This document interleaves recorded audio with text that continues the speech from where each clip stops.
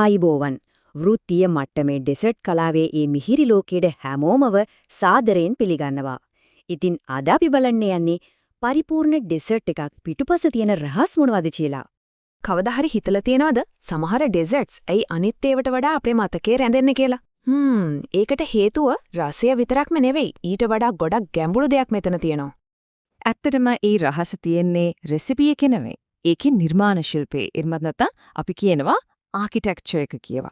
හරි. එනම් මේ විග්‍රහයේදී අපි පරිපූර්ණ ඩෙසර්ට් එකක ඒ සැඟවුණු සැලැස්ම කොටස් වශයෙන් වෙන් කරලා බලමු.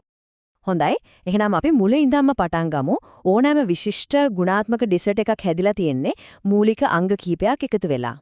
මෙන්න මේකයි හරය. ප්‍රධාන අයිටමය, ඒ කියන්නේ ස්ටාර් ඔෆ් ද ෂෝ, ඊළඟට සෝස් එක, ගානිෂ් එක සහ අර හැපෙන ගතිය දෙන ක්‍රන්ච් එක.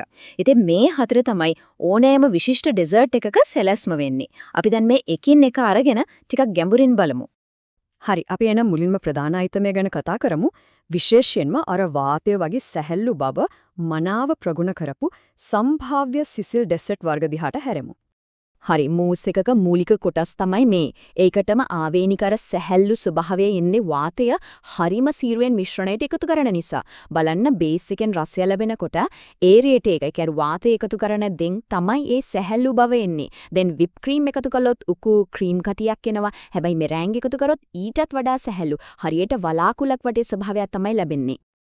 දැන් මේ දෙක අතර තියෙන වෙනස තමයි ඇත්තටම රසවත්ම කාරණේ. බලන්න, බැවරුවා එහෙමත් නැත්නම් බැවේරියන් ක්‍රීම් හදන්නේ උයාගත්තු කස්ටර්ඩ් බේස් එකකින්. ඒ කියන්නේ ක්‍රීම් ඇන්ග්ලස් වලින්. අන්න ඒ නිසා තමයි ඒක මූස් එකකට වඩා උකු, සිනිඳු, ඒ වගේම ලස්සනට කපන්න පුණාන් ගතියකින් තියෙන්නේ. මේක තමයි වැදගත්ම තාක්ෂණිකම රහසක්. එකිනෙකට වෙනස් උෂ්ණත්ව තියෙන මිශ්‍රණයකට එකතු කළොත් මොකද්ද වෙන්නේ? උදාහරණයක් විදිහට හිතන්න, චොක්ලට් වල තියෙන කොකෝ බටර් නැත්නම් ක්‍රීම් වල තියෙන මේදියේ එකපාරටම ඝන වෙලා අන්තිමට ලැබෙන දේ ඇට ඇට වගේ වෙන්න පුළුවන්. ඒ නිසා මේ උෂ්ණත්ව පාලනය කියන එක අත්‍යවශ්‍යම දෙයක්.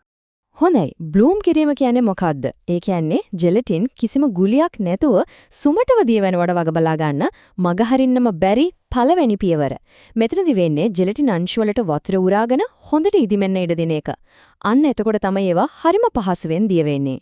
මේක හරියට වැරදුනොත් හදාගන්නේ කොහොමද කියලා කියලා දෙන මාර්ගෝපදේශයක් වගේ. බලන්න, ඇට ඇට ගතිය එන්නේ ක්‍රීම් ඕනවට වඩා බීට් කළාම ඒකේ තියෙන මේද අංශු කැඩෙන නිසා. දැන් සෙට් වෙන්නේ නැද්ද? ඒකට හේතුව දියර රඳවා ගන්න ඕන ජෙලටින් ප්‍රෝටීන් ජාලය හැදෙන්න ප්‍රමාණවත්තරම් ජෙලටින් නැති එක. අනිත් ප්‍රශ්නේ තමයි ජෙලටින් ගුලි වෙන එක. ඒක වෙන්නේ බ්ලූම් නොකරපු ජෙලටින් සීතල මිශ්‍රණයකට දැම්මම ඒක දියවින්නත් කලින් එකපාරටම සෙට් වෙන නිසා. හරි. අපි දැන් සිසිල් ඩෙසර්ට් වලින් උණුසුම් ඩෙසර්ට් පැත්තට යමු. ගොඩක් දෙනෙක් හදන්න බයයි, ඒත් ඇත්තටම හරිම ආකර්ශනීය සූෆ්ලේ එක ගැන කතා කරමු.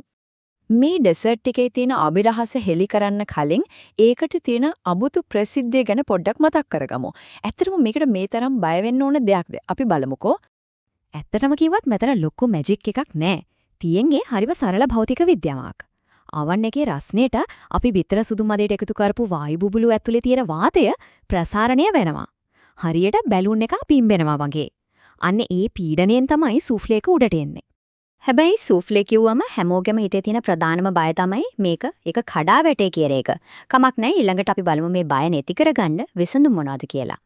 මේ තියෙන්නේ පැහැදිලි ට්‍රබල් ෂූටින් chart එකක්. පළවෙනි දේ, බිත්තර සුදු මද හරියට බීට් කළේ නැත්තම් වාතය රැඳව ගන්න තරම් ශක්තිමත් ප්‍රෝටීන් ව්‍යුහයක් හැදෙන්නේ නැහැ. දෙවෙනි එක, ඕනමට වඩා ෆෝල්ඩ් කළොත් අර අපි මහන්සියෙන් හදාගත්තු වායු බුබුලු ටික බිඳිලා යනවා. තුන්වෙනි එක තමයි, අවර්ණකයේ දොර ඇරියොත් උණුසුම් වාතයේ එකපාරටම සංකෝචනය වෙලා සූෆ්ලේ එක බහිනවා.